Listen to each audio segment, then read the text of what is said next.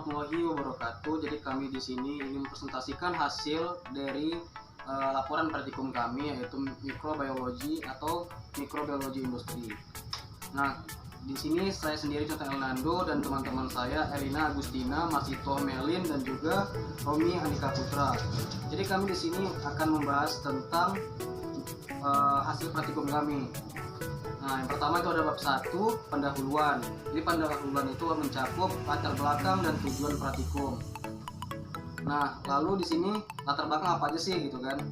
Nah, jadi latar belakang itu ada media pertumbuhan mikroorganisme adalah suatu bahan yang terdiri dari atas campuran nutrisi atau nutrien yang digunakan oleh suatu mikroorganisme untuk tumbuh dan berkembang biak pada media tersebut. Nah, jadi mikroorganisme itu menempatkan nutrisi tersebut pada media berupa molekul-molekul kecil yang dirakit untuk menyusun komponen selnya. Nah, jadi sterilisasi dalam mikrobiologi merupakan suatu proses untuk mematikan semua mikroorganisme yang terdapat pada atau di dalam suatu benda. Nah, di sisi lain ada beberapa peralatan dan media yang umum dipakai di dalam pekerjaan mikroorganisme. Nah, di sini juga ada beberapa media dan alat jadi yang ini. Nah, jadi ada 3 cara utama untuk dipakai dalam sterilisasi, yaitu dengan cara dipanaskan, yang kedua itu bahan kimia, dan yang ketiga itu penyaringan atau filtrasi. Nah, untuk isolasi suatu mikrobia ialah memisahkan mikrobia itu sendiri dari lingkungannya di alam dan menumbuhkannya sebagai atau membiarkannya dengan medium buatan seperti itu. Nah, jadi sini juga ada mikroorganisme di muka bumi sangat bermacam-macam atau ada ragamnya, ada banyak ya, seperti itu ya.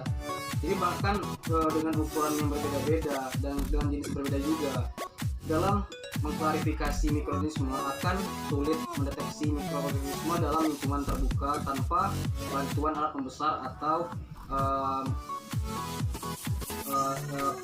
dengan cara kita praktikum. Jadi seperti itu. Nah, karena itu hal yang melatar belakangi percobaan praktikum identifikasi dasar mikrobia ialah untuk memelihara, mengetahui morfologi dan sifat mikroba. Seperti itu. Nah, untuk selanjutnya di sini ada tujuan praktikum.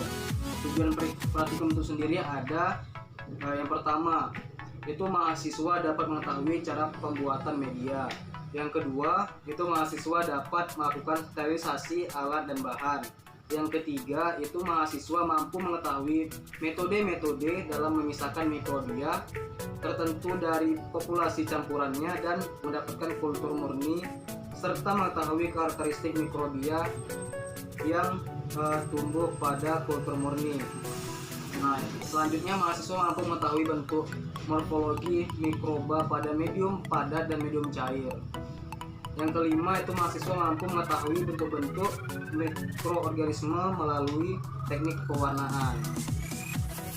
Nah, di bab keduanya itu ada tinjauan pustaka. Tinjauan pustaka itu mencakup pembuatan media, teknik sterilisasi, isolasi mikroorganisme, dan identifikasi mikroorganisme itu sendiri. Nah, jadi seperti itu. Selanjutnya itu di bab 2 tadi tinjauan pustaka, kita masuk ke dalam pembuatan media. Jadi media adalah suatu bahan terdiri atas campuran nutrisi atau zat makanan yang dipakai untuk menumbuhkan mikroba termasuk bakteri patogen. Nah, selain itu, untuk menumbuhkan mikrobia, medium dapat digunakan pula untuk isolasi seperti itu. Nah, memperbanyak pengujian sifat-sifat fisiologi dan tujuan jumlah mikrobia, media biarkan yang mendukung optimalisasi pertumbuhan mikroorganisme harus dapat memenuhi persyaratan nutrisi bagi mikroorganisme itu sendiri. Nah, jadi unsur atau karbon, vitamin, dan zat pengatur tumbuh atau ZPT Selain itu dapat pula ditambahkan komponen lain seperti senyawa organik dan senyawa kompleks lainnya, ya seperti itu. Nah, selanjutnya itu ada pembuat yang kedua, itu ada nutrien agar atau Na, dan juga ada nutrien board atau NB. Jadi nutrien agar adalah media yang diklarifikasikan sebagai medium sintetik terstruktur karena tersusun oleh komponen yang pasti jenisnya dan kuantitasnya. Nah, sedangkan nutrien board atau NB tadi adalah medium yang berbentuk cair dengan bahan dasarnya ialah ekstrak daging dan pepton.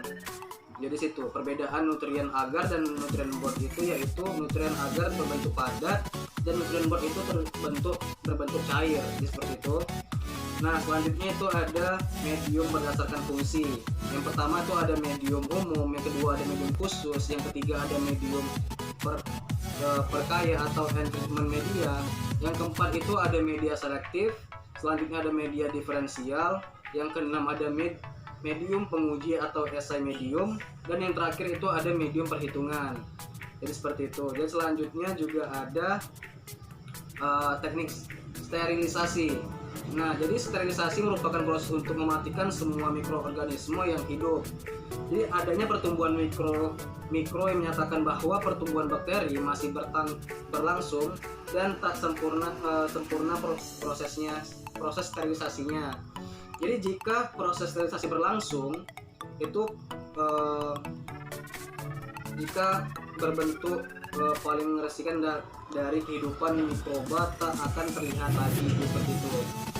Di sini saya akan menjelaskan mengenai macam-macam sterilisasi. Yang pertama yaitu sterilisasi secara mekanik atau filtrasi. Yang kedua yaitu sterilisasi secara fisik.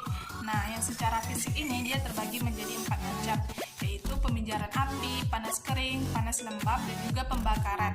Selanjutnya ada sterilisasi secara kimiawi, dan yang terakhir ada sterilisasi secara radiasi. Nah, yang radiasi ini terbagi menjadi 3 macam. Yang pertama adalah ultraviolet, ion, dan juga gamma. Selanjutnya adalah isolasi bakteri. Nah, apa yang dimaksud dengan isolasi bakteri? Jadi, isolasi bakteri adalah proses mengambil bakteri dari medium atau lingkungan asalnya dan menumbuhkannya di medium buatan sehingga diperoleh biakan yang murni. Nah, jadi bakteri itu dipindahkan dari satu tempat ke tempat lainnya harus menggunakan prosedur aseptik. Nah, aseptik ini berarti bebas dari spesies, yaitu kondisi terkontaminasi karena mikroorganisme lain. Nah, jadi teknik aseptik ini sangat penting bila bekerja dengan bakteri. Jadi, ada beberapa alat yang digunakan untuk menjalankan prosedur ini, yaitu Bunsen dan laminar airflow. Bila tidak dijalankan dengan tepat, ada kemungkinan kontaminasi oleh mikroorganisme lain sehingga akan mengganggu hasil yang diharapkan. Jadi, teknik aseptik juga melindungi laborat dari kontaminan bakteri. Menurut Replacer dan juga kawan-kawannya, 2006, ada 4 teknik isolasi mikroba. Yang pertama yaitu pour plate. Beberapa sampel suspensi bakteri dicampur dengan medium yang masih cair atau belum membeku. Dengan demikian akan diperoleh piaraan adukan dan digunakan untuk mengencerkan atau mengisolasi mikroba. Setelah inkubasi pada suhu dan waktu tertentu, koloni akan tumbuh pada permulaan atau permukaan dan bagian bawah ardarnya. Yang kedua ada strict plate.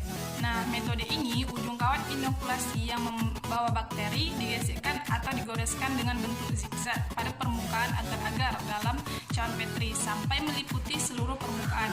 Untuk memperoleh hasil yang baik diperlukan keterampilan yang biasanya diperoleh dari pengalaman. Nah, metode cawan gores yang dilakukan dengan baik kebanyakan akan menyebabkan terisolasinya mikroorganisme yang diinginkan. Yang ketiga ada slime culture. Nah, metode ini ujung kawat yang membawakan bakteri digesekkan pada permukaan agar-agar miring dalam tabung reaksi dan dapat dilakukan dengan cara menggoreskan secara zigzag pada permukaan agar miring menggunakan jarum masih yang bagian atasnya dilengkungkan. Nah, cara ini juga dilakukan pada agar tegak untuk meminimalisir pertumbuhan mikroba dalam keadaan kekurangan oksigen. Dan yang keempat ada step culture. Nah, metode ini, ujung kawat yang membawakan bakteri ditusukkan pada media padat atau agar-agar dalam tabung reaksi. Berbeda dengan selain kultur, permukaan agar-agar ini tidak miring. Media agar-agar setengah padat dalam tabung reaksi digunakan untuk menguji gerak bakteri secara makroskopis. Selanjutnya adalah identifikasi mikroorganisme. Nah, identifikasi mikroorganisme ini dilakukan dengan membandingkan ciri-ciri yang ada pada satuan yang belum diketahui dengan satuan-satuan yang sudah dikenal. Identifikasi mikroorganisme yang baru diisolasi memerlukan perincian, deskripsi dan juga perbandingan yang cukup dengan deskripsi yang telah dipublikasikan untuk jasad-jasad teknik yang serupa.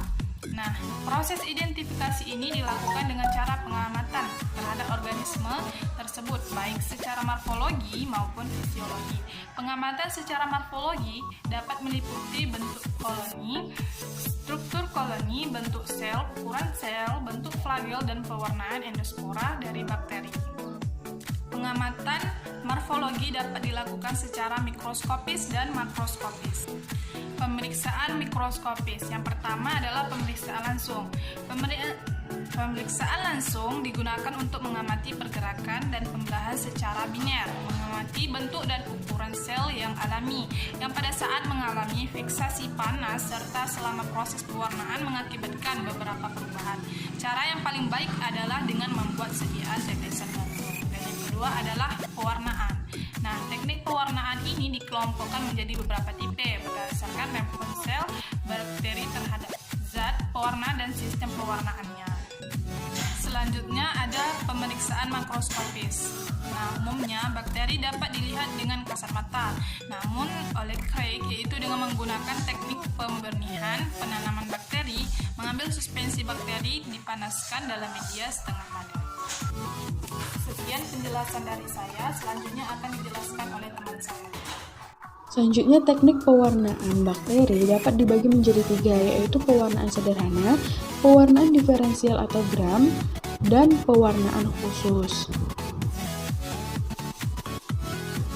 Pewarnaan sederhana dapat dibagi menjadi 2, yaitu pewarnaan asam dan pewarnaan basah. Nah, pewarnaan asam merupakan pewarnaan yang menggunakan satu macam zat warna dengan tujuan hanya untuk melihat bentuk sel. Adapun zat warna yang dipakai dalam pewarnaan positif adalah metilen biru dan air Furkskin. Yang kedua adalah pewarnaan basah. Pewarnaan basah atau negatif merupakan metode pewarnaan untuk mewarnai bakteri, tetapi mewarnai latar belakang menjadi hitam gelap. Pada pewarnaan ini, mikroorganisme kelihatan transparan atau tembus pandang. Nah, teknik ini berguna untuk menentukan morfologi dan ukuran sel. Metode ini menggunakan cat nigrosin atau tinta Cina. Yang kedua adalah pewarnaan diferensial atau gram. Nah, pewarnaan gram atau metode gram ini adalah suatu metode empiris untuk membedakan spesies bakteri menjadi 2 kelompok besar, yaitu gram positif dan gram negatif berdasarkan sifat kimia dan fisik dinding sel mereka. Bakteri gram negatif. Nah, bakteri gram negatif ini adalah bakteri yang tidak mempertahankan zat warna metil ungu pada metode pewarnaan gram. Bakteri gram positif akan mempertahankan warna ungu gelap setelah dicuci dengan alkohol, sementara bakteri gram negatif tidak. Yang kedua, bakteri gram positif. Nah, bakteri gram positif adalah bakteri yang mempertahankan zat warna metil ungu sewaktu proses pewarnaan gram. Bakteri jenis ini akan berwarna biru atau ungu di bawah mikroskop, sedangkan bakteri gram negatif akan berwarna merah muda. Perbedaan klasifikasi antara kedua jenis bakteri ini terutama didasarkan pada perbedaan struktur dinding sel bakteri. Dan yang terakhir adalah pewarnaan khusus. Nah, pewarnaan khusus ini merupakan metode pewarnaan untuk mewarnai struktur khusus atau tertentu dari bakteri seperti bagian spora, kapsul, flagel, dan lain sebagainya. Contoh pewarnaan khusus ini adalah pewarnaan endospora. Anggota dari genus Clostridium, Desulfomaculatum, dan Bacillus adalah bakteri yang memproduksi endospora dalam siklus hidupnya.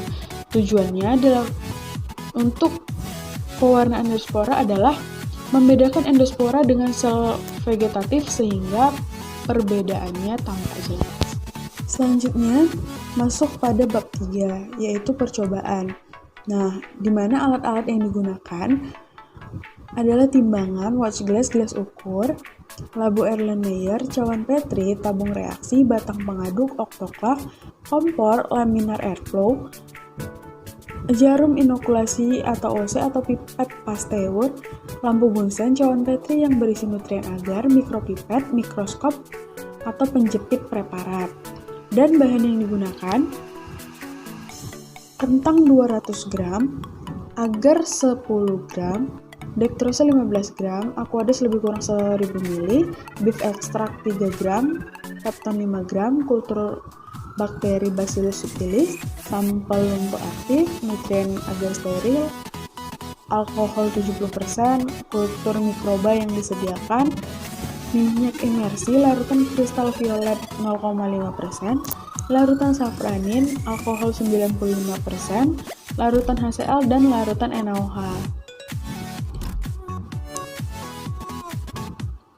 Selanjutnya adalah metode pembuatan media. Nah, metode pembuatan media ini kita membuat dua medium. Yang pertama adalah medium potato dextrose agar atau PDA. Nah, pertama-tama komponen mediumnya atau potatonya ditimbang. Kemudian kentangnya ini direbus dengan aquades selama 1-3 jam hingga lunak. Kemudian ekstraknya diambil dengan menyaring dan memerasnya menggunakan kertas saring, lalu ditampung di gelas beker. Kemudian agar dilarutkan dengan menggunakan hot plate stirrer dengan 50 ml aquades menggunakan api sedang. Kemudian setelah larut ditambahkan dextrosa lalu diaduk hingga homogen. Kemudian setelah semuanya larut, ekstrak kentang dan agar dextrosa dicampur hingga homogen. Pada pH diatur 5-6 dengan meneteskan HCl atau NaOH. Selanjutnya 10 ml media dituangkan ke dalam cawan Petri dan 10 ml ke dalam tabung reaksi. Selanjutnya media dituangkan ke dalam Erlenmeyer atau tabung reaksi, kemudian siap disterilisasi dengan autoclave. Dan terakhir, tutup semua cawan Petri dan sumbat tabung reaksi menggunakan kapas, kemudian media disterilisasi dengan autoclave. Yang kedua adalah pembuatan medium cair nutrien broth atau NB. Pertama-tama, beef extract dilarutkan pada gelas ukur atau Erlenmeyer menggunakan aquades sebanyak 100 ml, kemudian diaduk hingga homogen. pH diukur menggunakan kertas pH. Nah, jika pH-nya tidak normal, maka dapat ditambahkan HCl atau NaOH untuk menyesuaikannya. Terakhir, media siap disterilisasi dengan autoclave. Baiklah, kita masuk ke prosedur praktikum yang kedua, yaitu teknik sterilisasi. Yang pertama, sterilisasi media dengan autoclave atau uap air panas bertekanan. Langkah pertama yang harus dilakukan, yang pertama, autoclave diisi dengan air biasa hingga batas yang disarankan. Peralatan dan media yang akan disterilisasi dimasukkan ke dalam autoclave, kemudian ditutup. Kedua, autoclave ditutup rapat-rapat dan dinyalakan selama 15 menit dengan suhu 121 derajat Celcius. Katup udara dibiarkan terbuka sehingga uap terlihat keluar, kemudian katup udara ditutup. Yang ketiga, tunggu sampai jarum manometer menunjukkan tekanan autoclave telah mencapai 15 lbs. Yang keempat, setelah 15 menit, manometer menjadi 0 lbs. Klep-klep pengaman kemudian dibuka lalu diisi dari autoclave, dikeluarkan dengan hati-hati. Langkah yang kelima, alat dan bahan yang telah disterilkan dikeluarkan dan diletakkan pada atas nampan kayu, tunggu sampai 2 atau 3 hari. Selanjutnya sterilisasi yang kedua, yaitu sterilisasi dengan oven atau udara panas. Langkah pertama yang harus dilakukan, sterilisasi dengan metode ini lebih sering digunakan untuk peralatan seperti cawan Petri, pipet ukur, dan labo Erlenmeyer. Alat gelas yang disterilisasikan dengan udara panas tidak akan timbul kondensasi sehingga ada tetes air atau embun yang ada di dalam alat gelas. Bungkus alat-alat gelas dengan kertas paying atau aluminium foil. Langkah kedua, atur suhu oven menjadi 170 derajat Celcius dan alat disterilkan selama 2 jam. Selanjutnya, prosedur praktikum yang ketiga yaitu teknik isolasi mikroorganisme. Ada 3 metode. Yang pertama metode cawan gores atau strip plate. Langkah pertama yang harus dilakukan, alkohol 70% disemprotkan pada tangan praktikan dan meja praktikum. Kedua, cawan Petri yang berisi agar medium nutrien diberi label masing-masing sesuai perlakuan. Lalu didekatkan ke bunsen yang telah dinyalakan bersama dengan jarum OC dan biarkan kultur seperti bakteri Bacillus subtilis. Langkah ketiga, jarum OC disterilkan dengan cara pemijaran dengan bunsen, diikuti pendinginan. Kemudian ambil 1 lup cairan dari suspensi biak. Suspensinya seperti lumpur aktif atau suspensi lainnya. Langkah keempat, cawan Petri dipegang dengan tangan kiri sedemikian hingga terbuka sedikit untuk maksud inokulasi. Nah, kemudian goreskan atau gesekkan suspensi biak tersebut pada permukaan agar dan dengan gerakan gesekan pada pola goresan yang berbeda. Langkah kelima, cawan yang telah diinokulasi ditutup kembali, dibungkus dan dieramkan di dalam inkubator selama waktu dan pada suhu yang sudah ditentukan. Dan langkah yang terakhir, pilihlah koloni yang betul-betul terpisah dari koloni-koloni lainnya. Sebelum diisolasi atau ditransfer, sering dilakukan pemeriksaan warna, ukuran, dan morfologi koloni. Metode yang kedua yaitu metode tuang atau pour plate. Langkah pertama yang harus dilakukan, cairkan medium nutrien agar steril di dalam labo Erlenmeyer dengan cara memanaskannya di dalam penanas air. Kedua, dinginkan pada suhu 47-50 derajat Celcius dan biarkan medium nutrien agar tetap pada suhu tersebut di dalam penanas air. Langkah ketiga, pipet 1 mili atau 0,1 mili suspensi contoh dari hasil masing-masing pengecaran, yaitu 3 pengecaran yang terakhir, ke dalam cawan Petri. Kemudian ke dalam masing-masing cawan, tuangkan medium nutrien agar yang telah mencair tersebut, sekitar 10-15 mili per cawan. Langkah keempat, campurkan dengan rata nutrien agar dengan suspensi bakteri secara hati-hati. Dan yang kelima, teramkan cawan-cawan Petri tadi di dalam inkubator seperti dengan metode strip plate yang sudah kita jelaskan sebelumnya. Langkah yang terakhir, diperoleh atau tidaknya plate agar dengan koloni-koloni yang terpisah baik untuk dimurnikan tergantung dengan tingkat pengecaran yang dilakukan. Semakin encer suatu suspensi sampel atau contoh, semakin renggang koloni-koloni yang timbul pada agar. Kemudian kita masuk ke metode yang ketiga, itu metode sebar atau spread plate. Langkah pertama yang harus dilakukan itu sama halnya dengan metode strip plate. Pada metode spread plate ini, medium terlebih dahulu dituangkan pada cawan Petri dan dibiarkan membeku. Metode ini juga ditujukan untuk menumbuhkan mikroorganisme di permukaan saja. Kedua, sampel 0,1 mili dan pengenceran tertentu dipipet pada permukaan, misalnya nutrien agar yang sudah ditentukan sebelumnya. Langkah ketiga, sampel kemudian diratakan dengan batang gelas atau batang L atau L-rod steril dengan memutar cawan Petri di atas meja. Dan langkah yang terakhir, inkubasi sampel bakteri selama 24-48 jam dalam posisi terbalik. Setelah itu amati pertumbuhan koloni. Nah, kita masuk ke prosedur praktikum yang terakhir, yaitu teknik identifikasi mikroorganisme. Ada 2 metode. Yang pertama kita menggunakan yaitu pembuatan preparat basah atau pemeriksaan preparat. Langkah pertama yang harus dilakukan pada tahap ini yaitu pindahkan kultur bakteri dari medium cair atau lumpur aktif ke atas kaca preparat atau objek gelas beberapa tetes dengan pipet pasteur atau jarum OC.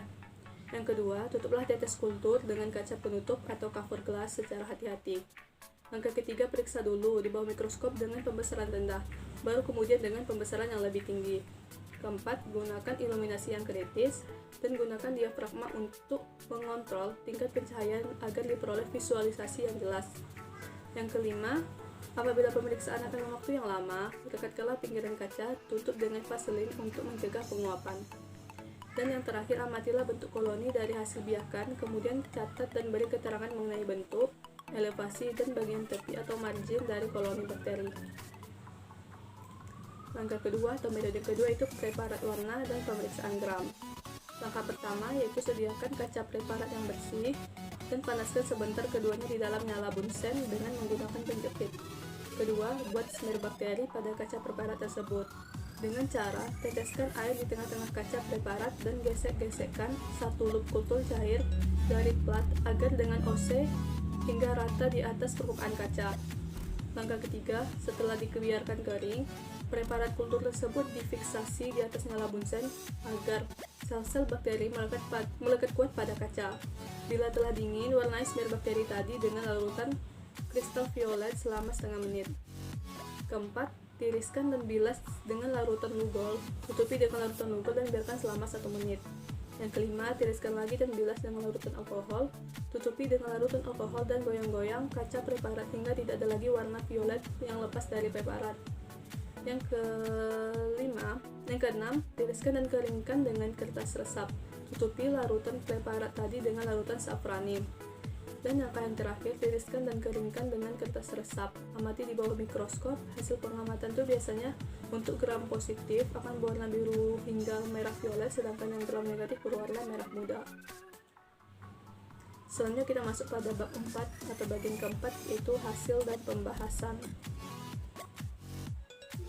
Yang pertama, kita akan bahas hasil dari prosedur yang pertama atau prosedur perhitungan yang pertama, itu pembuatan media. Itu ada 2 media yang kita praktikkan atau yang dipraktikkan. Bahan yang pertama itu menggunakan potato dextrose agar atau PDA, dan yang kedua nutrient growth atau NB. Untuk yang potato dextrose agar atau PDA menggunakan formula 200 gram kentang, 10 gram agar, 15 gram dextrose plus aquades. Metode sterilisasi yang digunakan yaitu sterilisasi panas basah dengan suhu 121 derajat Celcius selama 15 menit. Untuk bahan yang kedua yaitu nutrient growth atau NB dengan formula 3 gram beef extra, 5 gram pepton plus aquades. Metode sterilisasi yang digunakan yaitu sterilisasi panas basah dengan suhu 121 derajat Celcius selama 15 menit. Baiklah, selanjutnya akan dijelaskan oleh Baiklah, selanjutnya saya akan menjelaskan mengenai hasil dan pembahasan, yaitu ada teknik sterilisasi. Di sini ada kolom yang berupa nomor, nama alat, metode sterilisasi, suhu dan waktu, serta fungsi. Metode sterilisasi yang digunakan adalah sterilisasi panas basah. Suhunya berkisar 121 derajat Celcius selama 15 menit. Fungsinya untuk mensterilkan suhu benda dengan menggunakan uap bersuhu dan bertekanan tinggi. Yang kedua itu ada sterilisasi panas kering. Suhu 170 derajat Celcius selama 2 jam. Untuk mensterilkan alat-alat gelas terhadap tahan panas. Selanjutnya yaitu ada pembuatan media dan teknik sterilisasi. Sterilisasi merupakan suatu proses untuk mematikan semua organisme yang terdapat pada benda. Alat yang akan digunakan dalam sterilisasi kali ini adalah autoclave yang berfungsi untuk sterilisasi dengan uap panas bertekanan. Oven untuk mensterilkan alat-alat gelas yang tahan terhadap panas. Pembuatan media yang dilakukan adalah PDA dan NB. Selanjutnya yaitu ada teknik isolasi mikroorganisme. Di sini ada tabel berupa nomor, metode isolasi, jenis biakan yang digunakan, jenis media yang digunakan, serta adanya koloni ya atau tidak, spesifikasi. Yang pertama itu ada metodenya, metode cawan gores atau strict plate. Jenis biakan yang digunakan yaitu kultur bakteri Bacillus subtilis. Jenis media yang digunakan yaitu sterilisasi. Soal adanya koloni terdapat pada bagian yang digoreskan. Yang kedua itu ada metode tuang atau pour plate.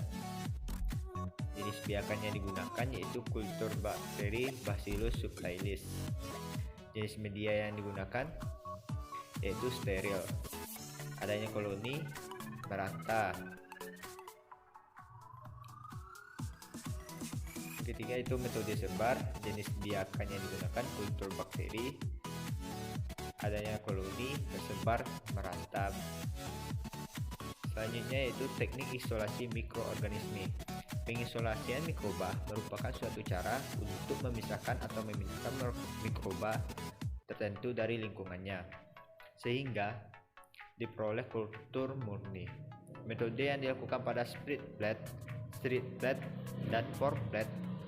Setelah mikroba ditumbuhkan pada media agar cawan dan setelah inkubasi terlihat pertumbuhan bakteri dengan berbagai macam bentuk, ukuran, sifat, dan berbagai macam ciri khas lainnya. Selanjutnya yaitu ada teknik identifikasi mikroorganisme. Di sini ada tabel berupa nomor identifikasi kultur bakteri Bacillus subtilis. Yang pertama itu ada morfologi sel. Bagaimana kultur bakteri Bacillus subtilis berupa batang. Yang kedua itu warnanya warna putih. Yang ketiga uji gram positif, oksidasi negatif, katalase positif. Selanjutnya yaitu ada teknik identifikasi mikroorganisme. Untuk mempelajari sifat-sifat dan karakteristik dari mikroba, maka masing-masing mikroba harus dipisahkan dari satu dengan yang lainnya sehingga didapat kultur atau biakan murni dari mikroba tersebut. Teknik identifikasi ini dilakukan pada kultur bakteri Bacillus subtilis. Beberapa identifikasi yang dilakukan adalah morfologi sel, warna, uji gram, oksidasi, dan katalasenya. Bab 5 yaitu ada kesimpulan.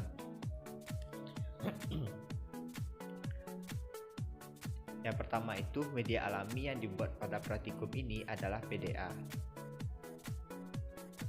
yang terdiri dari kentang, agar-agar, dextrose, dan yang dilakukan dengan metode sterilisasi panas basah dengan suhu 121 derajat Celcius selama 15 menit. Yang kedua itu selanjutnya pembuatan media menggunakan PDA yang terdiri dari beef extract, pepton, dan dilakukan dengan metode sterilisasi panas basah dengan suhu 121 derajat Celcius selama 15 menit. Sterilisasi panas kering dilakukan di oven pada suhu 170 derajat Celcius selama 2 jam. Teknik sterilisasi ini berfungsi untuk mensterilkan alat-alat gelas yang tahan terhadap panas. Sterilisasi panas basah dilakukan menggunakan autoclave pada 121 derajat Celcius selama 15 menit. Teknik sterilisasi ini berfungsi untuk mensterilkan suhu benda dengan menggunakan uap bersuhu dan bertekanan tinggi. Yang kelima yaitu isolasi bakteri menggunakan metode gores atau strict plate dan metode sebar split plate memerlukan media yang telah padat. Kemudian bakteri dapat digores atau disebar di permukaan media, sedangkan isolasi menggunakan metode tuang pour plate.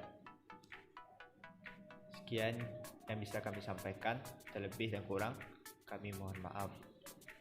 Assalamualaikum warahmatullahi wabarakatuh.